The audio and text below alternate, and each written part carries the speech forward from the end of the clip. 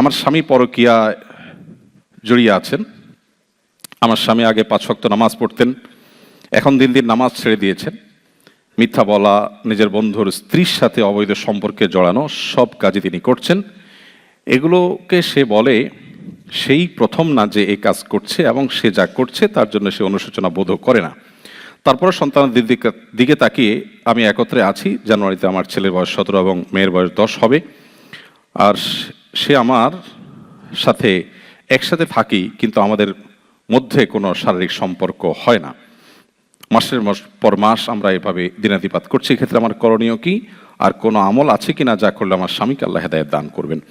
প্রথমে সমবেদনা জ্ঞাপন করছি আমাদের এই বোনের প্রতি, যে বোন অন্যরকম এক মনোবেদনায় ভুগছেন, যেটা বাহির থেকে মানুষ হয়তো উপলব্ধি করতে পারবে না। এরপরে কথা হলো যে কোনো মানুষ যদি পরকীয়ায় লিপ্ত হয়,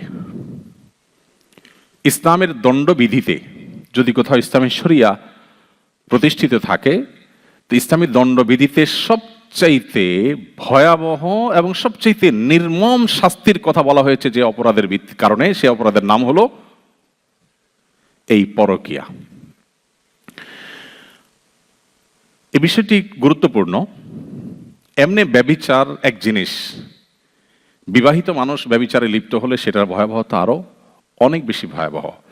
কোরআনে অনেক অপরাধের শাস্তির কথা বলা আছে, কিন্তু কেউ যদি ব্যভিচারে লিপ্ত হয় তার শাস্তি সবচেয়ে করুণভাবে, সবচেয়ে নির্মমভাবে, সবচেয়ে কঠোরভাবে শাস্তি দেওয়ার কথা বলা হয়েছে। But why? দুজন মানুষ নিজেদের সম্মতিতে এই অপরাধ কর্ম, এই গুনাহের কাজে লিপ্ত হয়েছে, তারা তো কারোর ক্ষতি করছে না। ইসলামের দৃষ্টিতে আপনি অন্য আর 10টা কবিরা গুনায় লিপ্ত হলে যতটা অপরাধী হবেন, আপনি জেনায় লিপ্ত হলে, বিবাহিত মানুষ জেনায় লিপ্ত হলে তার চাইতে অনেক বেশি ভয়াবহ অপরাধ হিসাবে ইসলাম দেখে। কিন্তু কেন? এখানে তো সোসাইটির কোনো ক্ষতি হচ্ছে না, দুজন মানুষ সম্মত, কারোর ক্ষতি তারা করছে না, আল্লাহর বিধান লঙ্ঘন করছেন। বাট এটাকে ইসলাম এত কঠোরভাবে কেন দেখেছে এবং এত কঠোর নির্দেশ কেন দিয়েছে এর শাস্তির ব্যাপারে? এর কারণ হলো, মানব সভ্যতা পৃথিবীতে টিকে থাকবে মানুষের, অর্থাৎ পুরুষ এবং নারীর স্বাভাবিক বৈবাহিক সম্পর্কের মধ্য দিয়ে। এর বাইরে যত আইডিয়া পৃথিবীতে ইমপ্লিমেন্ট করা হচ্ছে, এর প্রত্যেকটা ব্যর্থ হতে বাধ্য, বরং ইতোমধ্যে ব্যর্থ হয়ে গেছে। আপনি শুধু চোখ দুটি একটু মেলে দেখুন আপনার আশপাশে, আমি নিশ্চিত করে আপনাকে বলতে পারি আল্লাহর প্রতি ঈমান আপনার বেড়ে যাবে। কারণ নারী পুরুষের বৈধ বা বৈবাহিক সম্পর্ক ছাড়া যত রকমের সম্পর্ক অ্যালাউ করে পৃথিবীর যত রকমের সোসাইটি বা সমাজ, এগুলো দিন দিন মানুষের অস্তিত্বকে পৃথিবীতে সংকটের মধ্যে ফেলে দিচ্ছে। সে সমস্ত দেশগুলোতে আপনারা জানেন জেনারেশন তৈরি হচ্ছে না, নতুন করে প্রজন্ম গড়ে উঠছে না, সন্তানের জন্মের হার কমতে কমতে ভয়াবহ আকার ধারণ করছে। পৃথিবীর বেশিরভাগ উন্নত দেশগুলো 100 রকমের প্রণোদনা দিয়েও কোনোভাবেই সন্তান জন্মের হার স্বাভাবিক করতে পারছে না। রীতিমতো এই অবস্থা যদি আরো 100 বছর যেতে থাকে, তাহলে মানব সভ্যতা হুমকির মধ্যে পড়বে।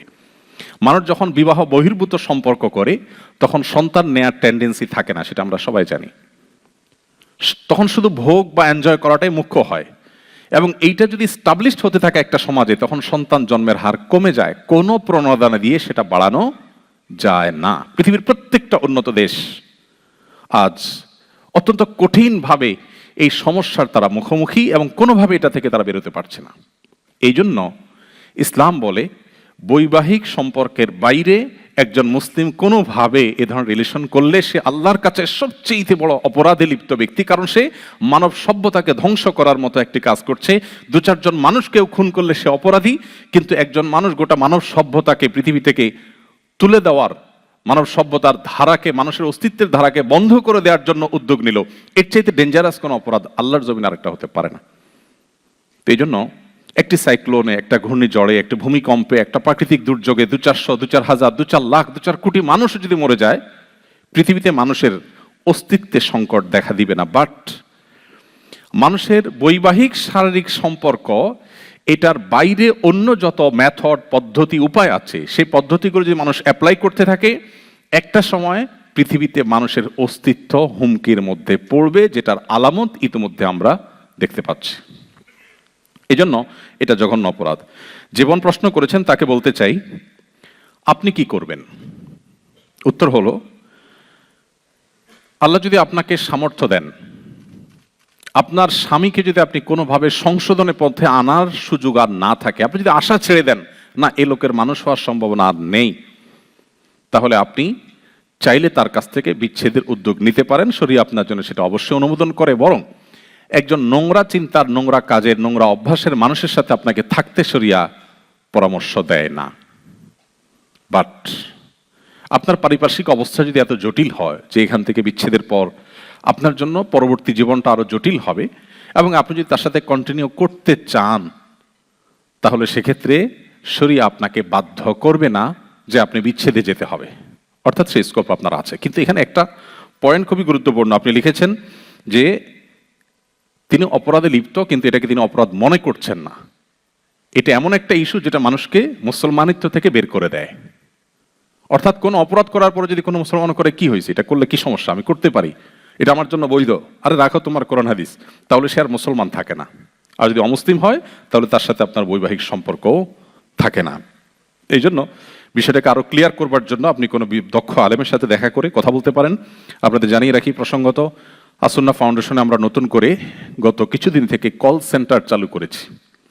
একদল দক্ষ আলেমকে প্রশিক্ষণ দিয়ে আমরা আলহামদুলিল্লাহ সকাল 8টা থেকে, বাংলাদেশ সময় সকাল 8টা থেকে রাত 10টা পর্যন্ত এই পুরো সময় আমাদের অফিসের নাম্বারে ফোন করলে যেই কোনো মাসআলার জানার জন্য দক্ষ ওলামা ইকরাম অপেক্ষা করেন এবং তারা আপনাকে সমাধান দিবেন।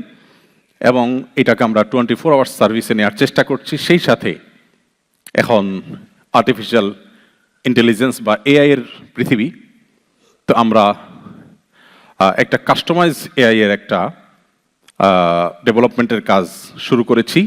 আমরা আশা করছি 7 থেকে 8 মাস সময় লাগবে। এরপর ইনশাআল্লাহ আপনাদের প্রশ্নের উত্তরগুলো সারা পৃথিবীর যে কোনো দেশ থেকে যে কোনো ভাষায় প্রশ্ন করলে সেটাকে আমরা সঠিক উত্তর দেওয়ার জন্য আমরা এর সে ভার্সনটাকে ট্রেন আপ করে আমরা রেডি করছি। আশা করছি সেটা ইনশাআল্লাহ নতুন একটা দিগন্ত উন্মোচন করবে, অন্তত বাংলাদেশি ভাই বোনদের জন্য ইনশাআল্লাহ।